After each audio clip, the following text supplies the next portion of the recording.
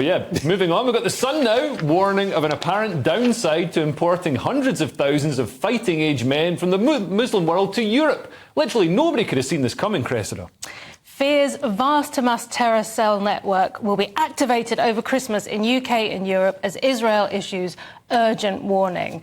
So this is coming off the back of the EU's already warned there's going to be a huge risk of terrorist attacks around Christmas. We've just had the incident at the Eiffel Tower, and now Israel has written to 20 European countries talking about evidence of terrorist activity of Hamas in major cities across the continent.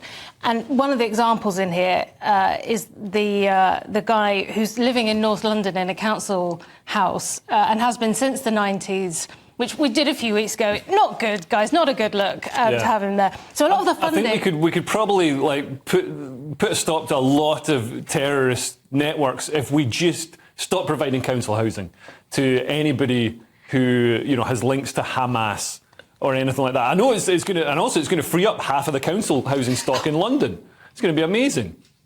Well, yeah, maybe. It talks about funding a lot in here, and a lot of the funding is getting to Hamas through charity. So places, organisations like Charity Association for Palestinian Support, which sounds so nice, doesn't it? Yeah. But it's not. Yeah.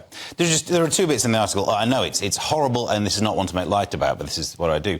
In the article, it points out that Hamas wants to try and attack the Jewish people and then says there'll be attacks at Christmas markets. Now, I'm not a planning strategist, but Christmas market seems like your stupidest move. Yeah. Although a lot of Jews do celebrate Christmas. Oh, yeah, but if you were really trying to maximise your...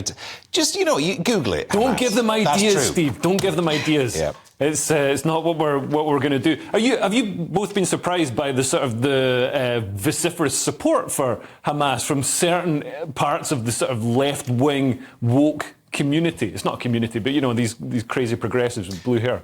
I was listening to a podcast that Simon Evans was on. It was some other podcast, and makes a really interesting point about one thing that's unique about Israel is that if it does anything militarily, there's anti-Semitism. Yeah. But if Hamas does anything, well, it's not even militarily, a terrible attack, it causes more anti-Semitism. Yeah. How is it always pointing in that direction, regardless of which way you think the violence is going?